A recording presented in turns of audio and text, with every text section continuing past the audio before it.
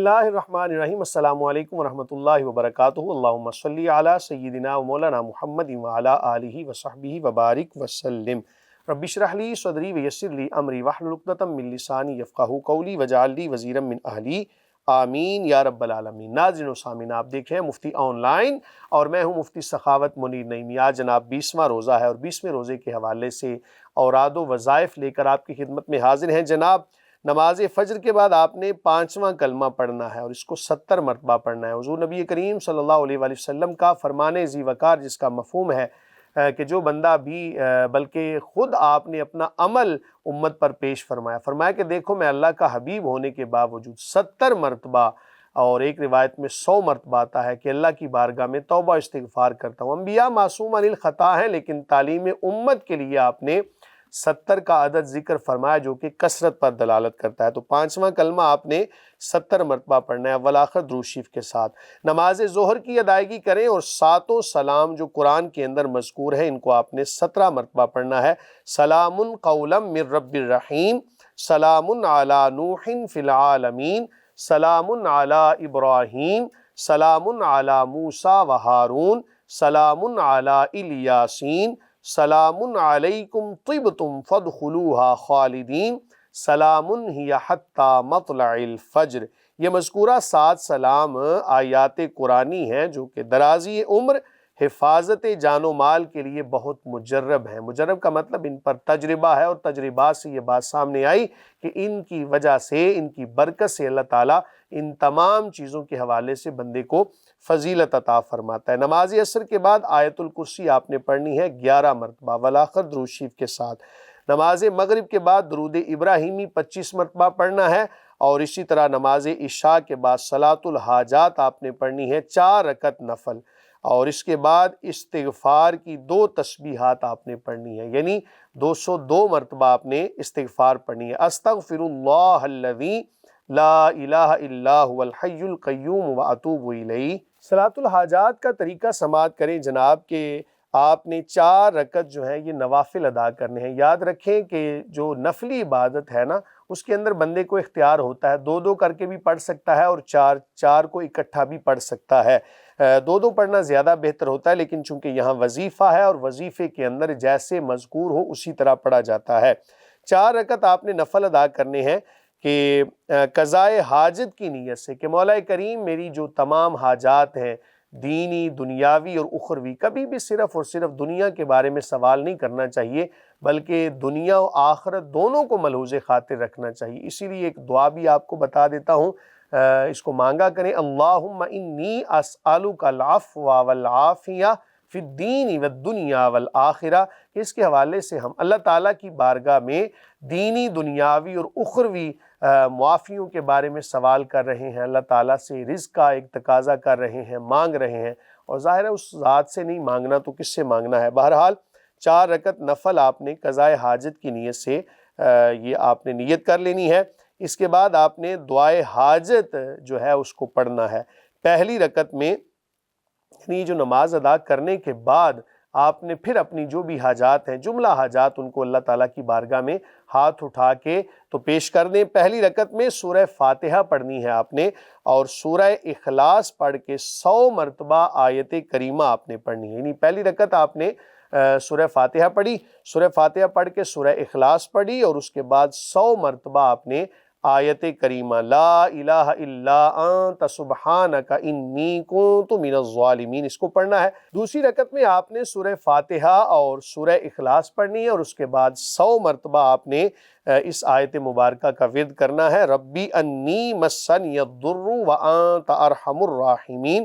تیسری رکعت جب آپ نے ادا کرنی ہے، سورہ فاتحہ پڑھنی ہے اور سورہ اخلاص پڑھ کے تو آپ نے 100 مرتبہ اس آیت کا ورد کرنا ہے، وَأُفَوِّضُ أَمْرِي إِلَى اللَّهِ إِنَّ اللَّهَ بَصِيرٌ بِالْعِبَادِ، کہ میں اپنے تمام امور اللہ تعالیٰ کی طرف سپرد کرتا ہوں، بے شک اللہ اپنے بندوں کو دیکھنے والا ہے۔ یہ وہ دعا ہے، یہ وہ التجا ہے کہ ہم اپنے تمام تر معاملات جو بھی ہمارے ہیں، چاہے ان کا تعلق دنیا کے ساتھ ہے، چاہے ان کا تعلق آخرت کے ساتھ ہے، چاہے بندوں کے معاملات کے ساتھ ہے، کسی طرح کے بھی معاملات ہیں، ہم تمام کے تمام اللہ تعالیٰ کے سپرد کر رہے ہیں۔ وَأُفَوِّضُ أَمْرِي إِلَى اللَّهِ، جس نے اپنے معاملات کو اللہ کے سپرد کر دیا ہو، اس سے بڑھ کے اور کیا سعادت مندی ہو سکتی ہے۔ جب معاملہ اس کے سپرد کر دیں تو پھر اس ذات پہ بھروسہ بھی ہونا چاہیے۔ چوتھی رکعت آپ نے پڑھنی ہے اور سورہ فاتحہ اور سورہ اخلاص کے بعد آپ نے 100 مرتبہ اس آیت کو پڑھنا ہے، حسبنا اللہ ونعم الوکیل نعم المولا ونعم النصیر۔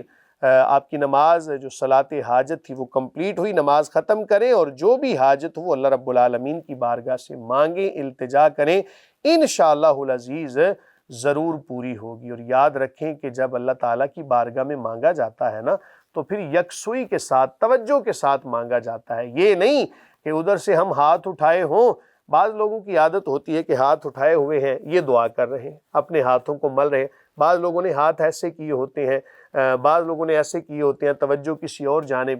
تو دعا مانگنے کا جو مسنون طریقہ ہے نا، وہ مستحب طریقہ جو کہ ایک ادب والا بھی ہے کہ آپ اپنے ہاتھوں کو نا سینے کے برابر اٹھا کے تو اس طرح ہاتھوں کو پھیلائیں جس طرح کھانا مانگا جاتا ہے، اور توجہ اللہ تعالیٰ کی ذات کی جانب ہو۔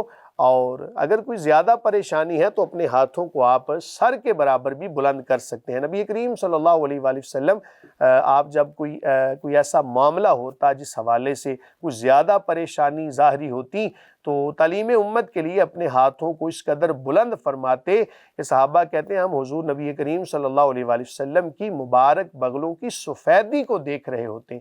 اب آپ اس سے اندازہ لگا لیں کہ نبی کریم صلی اللہ علیہ وآلہ وسلم کی نورانیت مبارک کیسی تھی۔ تو بہرحال یکسوئی کے ساتھ توجہ اللہ تعالیٰ کی جانب ہو، اپنی حاجات سامنے ہوں تو اللہ تعالیٰ کی بارگاہ میں التجا کریں، یقیناً ملے گا۔ ظاہر ہے کہ کوئی بندہ کیوں نہیں دیتا کسی کو؟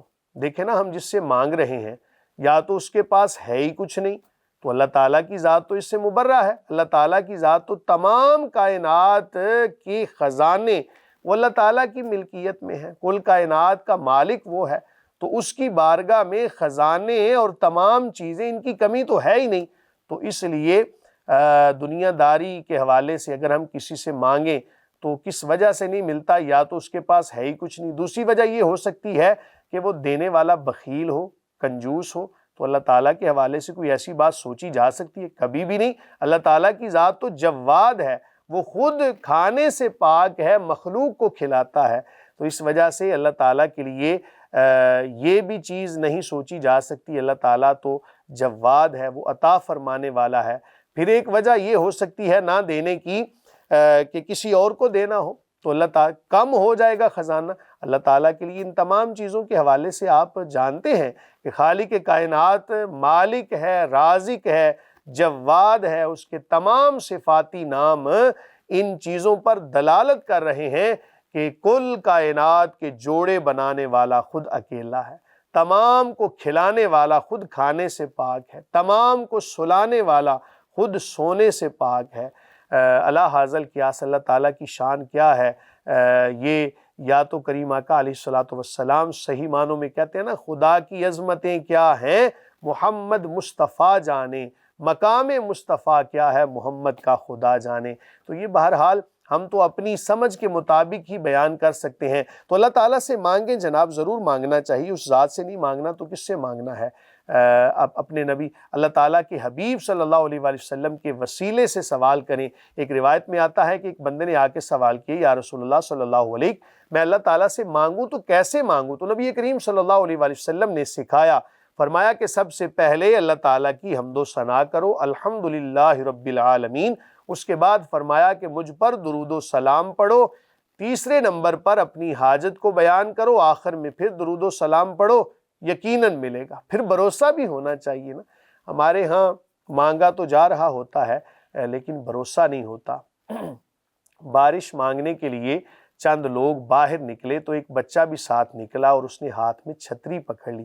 جب اس سے پوچھا گیا کہ بیٹا چھتری کیوں، ابھی تو کوئی بارش کے آثار نہیں ہیں، تو اس نے کہا کہ کیا تمہیں بھروسہ نہیں ہے، کیا تمہیں یقین نہیں ہے کہ جب تم بارش مانگو گے اللہ عطا فرمائے گا تو کم از کم ہم بھیگنے سے بچ جائیں گے؟ اس بچے کی طرح ہمیں بھروسہ ہونا چاہیے کہ جب ہم نے اللہ تعالیٰ سے مانگا ہے تو یقیناً ملے گا۔ اس یقین کے ساتھ کہ اللہ تعالیٰ عطا فرمانے والا ہے، میں عاجز گناہ گار بندہ ہوں۔ اللہ تعالیٰ کی بارگاہ میں دعا ہے کہ خالق کائنات ہمیں رمضان المبارک کے فیوز و برکات کو حاصل کرنے کی توفیق عطا فرمائے، صحیح معنوں میں ہمیں اپنی شان کے مطابق عطا فرمائے۔ کل انشاءاللہ العزیز نئے وظائف کے ساتھ آپ کی خدمت میں حاضر ہوں گے، تب تک کے لیے اپنے میزبان مفتی سخاوت منیر کو اجازت دیجیے۔ اللہ حافظ۔